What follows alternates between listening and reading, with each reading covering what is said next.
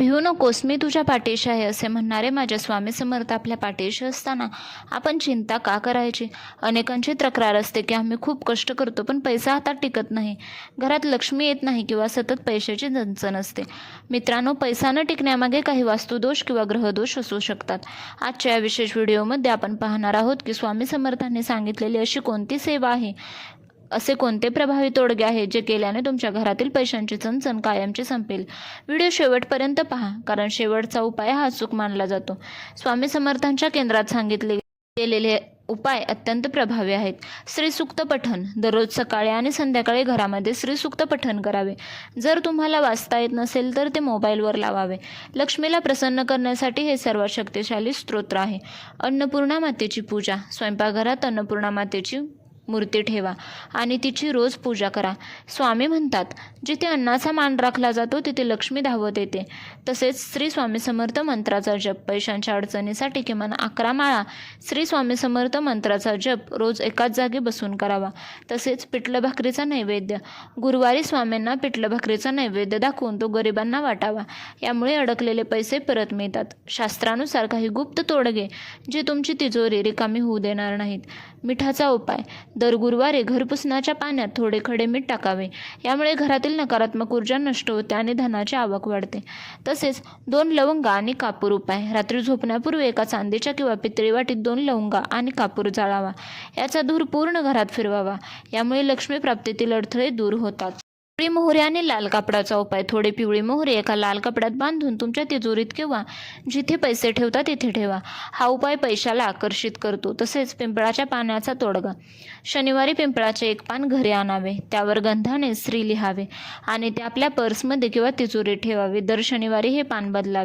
तसेच सकारात्मक बदलांसाठी, पैशाची चणचण कमी होण्यासाठी, आपल्याकडे पैशाची आवक होण्यासाठी काय करावे तर मुख्य दरवाजा स्वच्छ ठेवावा. लक्ष्मी नेहमी मुख्य दरवाजातून येते म्हणून दारासमोर कचरा किंवा चपलांचा ढिगारा नसावा. दारावर स्वास्तिक काढावे. सायंकाळी दिवा लावावा. 3 सांजेला संध्याकाळी घरात अंधार ठेवू नका. तुळशीजवळ आणि मुख्य दारात नक्की दिवा लावा. तसेच पाण्याचा मान राखा. पाण्याचा अपव्यय करू नका. नळ गळत असतील तर ते लगेच दुरुस्त करा, कारण वाहते पाणी ही वाहत्या पैशाचे प्रतीक आहे. दररोज सकाळी पक्ष्यांना धान्य आणि पाणी द्या. यामुळे तुमची ग्रहदशा सुधारते.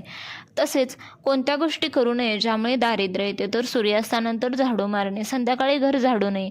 असे केल्याने घरातील लक्ष्मी बाहेर जाते. तसेच शक्यतो संध्याकाळी कोणालाही पैसे किंवा दूध, साखर उधार देऊ नका. तसेच ज्या घरात स्त्रियांचा अपमान होतो आणि जिथे नेहमी कटकट असते तिथे लक्ष्मी कधीही थांबत नाही. तसेच घरात तुटलेली भांडी किंवा आरसा ठेवू नये.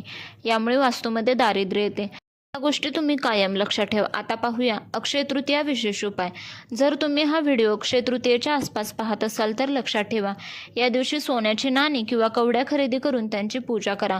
हा मुहूर्त वर्षातील सर्वात मोठा मुहूर्त असतो. तसेच स्वामी समर्थांचा नारळ उपाय. स्वामी समर्थांच्या मार्गात नारळाला म्हणजे श्रीफळाला विशेष महत्त्व आहे. एका गुरुवारी किंवा अक्षय तृतीयेच्या एक पाण्याचा नारळ घ्या. त्यावर चंदनाने श्री लिहा. हा नारळ लाल कपड्यात गुंडाळून आपल्या देवघरात ठेवा आणि त्याची रोज पूजा करा. असे मानले जाते की नारळ हे लक्ष्मीचे प्रतीक आहे.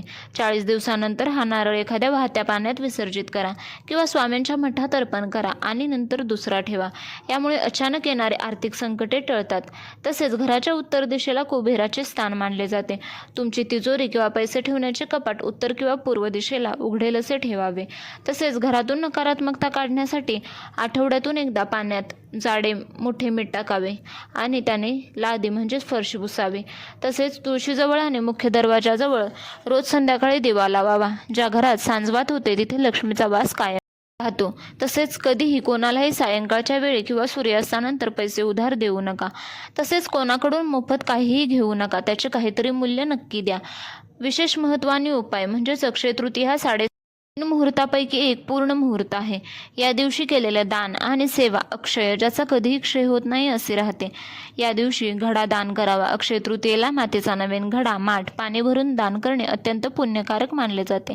याने पितृदोष दूर होतो आणि घरात सुख शांती येते. सोने किंवा धातू खरेदी. या दिवशी सोन्याची खरेदी करणे शुभ मानले जाते. सोने घेणे शक्य नसेल तर चांदीची नाणी किंवा पितळेचे भांडे घ्यावे. यामुळे घरात समृद्धी येते. तसेच या दिवशी विष्णू आणि लक्ष्मीची संयुक्त पूजा पूजा करावी. त्यांना गुलाबाची फुले आणि नैवेद्यात आमरस, कैरीचा पाना किंवा रस अर्पण करावा.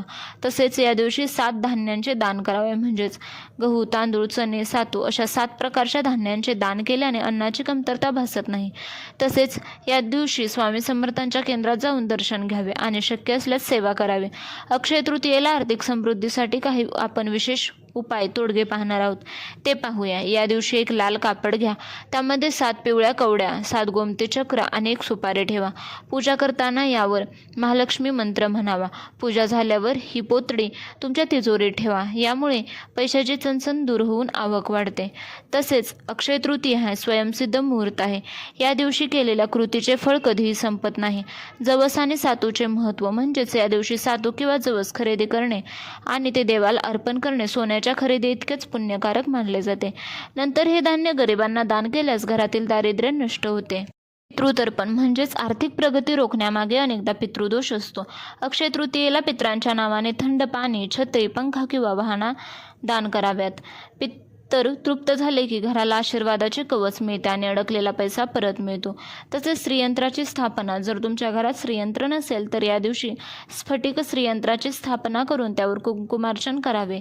हे आर्थिक प्रगतीचे सर्वात मोठे वैज्ञानिक आणि आध्यात्मिक साधन आहे. तसेच स्वामी समर्थांचे आर्थिक अडथळे दूर करण्यासाठी विशेष मार्गदर्शन स्वामींच्या चारित्र्यात अनेक ठिकाणी सांगितले आहे की कष्टाला प्रार्थनेची जोड द्या.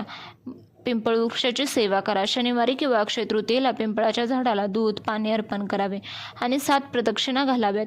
पिंपळाच्या मुळाशी भगवान विष्णूंचा वास असतो, जे लक्ष्मीचे पती आहेत.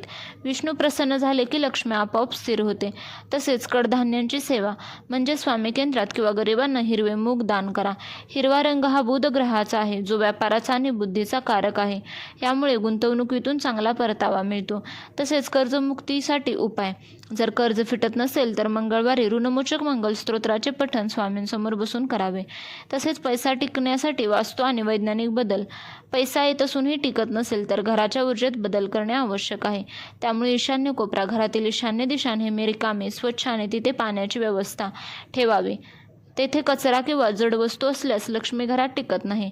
तसेच विज्ञानानुसार गळणारे नळ हे पैशाच्या अपव्ययाचे प्रतीक आहेत. जर तुमच्या घरात पाण्याचे नळ गळत असतील तर ते त्वरित दुरुस्त करा. हे आर्थिक नुकसानीचे मोठे कारण ठरते. तसेच तिजोरीच्या आत अशा प्रकारे आरसा लावा की जेव्हा तुम्ही तिजोरी उघडाल तेव्हा त्यातील पैशाचे प्रतिबिंब आरशात दिसेल. हे मल्टिप्लिकेशन इफेक्ट निर्माण करण्याचे एक वैज्ञानिक आणि वास्तुशास्त्र आहे. तसेच घराच्या मुख्य प्रवेशद्वाराजवळ एका काचेच्या बाउलमध्ये सुटे नाणे जमा करून ठेवा. हे समृद्धीला आकर्षित करण्याचे एक आधुनिक फेंगशुई आणि वास्तुतंत्र आहे. अध्यात्म आणि मानसशास्त्रानुसार आपण पैशाबद्दल जसा विचार करतो तसाच तो आपल्याकडे आकर्षित होतो. माझ्याकडे पैसा नाही असे वारंवार म्हणण्याऐवजी स्वामींच्या कृपेने माझ्याकडे जे आहे त्यात मी आनंदी आहे आणि माझी प्रगती होत आहे असाच विचार करा. नकारात्मक शब्द गरिबीला आकर्षित करतात. आर्थिक समृद्धी ही केवळ नशिबावर नाही तर योग्य कर्म आणि योग्य गुंतवणूक आणि स्वामींवरील अढळ श्रद्धेवर अवलंबून असते. अक्षय तृतीयेला हे उपाय करून पाहणे स्वामींना प्रार्थना करा. अन्नदाता सुखी भव, भाग्यदाता सुखी भव. तर आशा करते तुम्हाला आजचा व्हिडिओ नक्की आवडला असेल. अक्षय तृतीयेला न चुकता हे प्रभावी उपाय करून पहा. तसेच माहिती आवडली असेल तर लाईक करा, शेअर करा. तसेच अशाच नवनवीन व्हिडिओसाठी चॅनलला अजूनही सबस्क्राईब केले नसेल तर प्लीज सबस्क्राईब करा. पुनश्च भेटूया अशाच एका व्हिडिओमध्ये. तोपर्यंत श्री स्वामी समर्थ.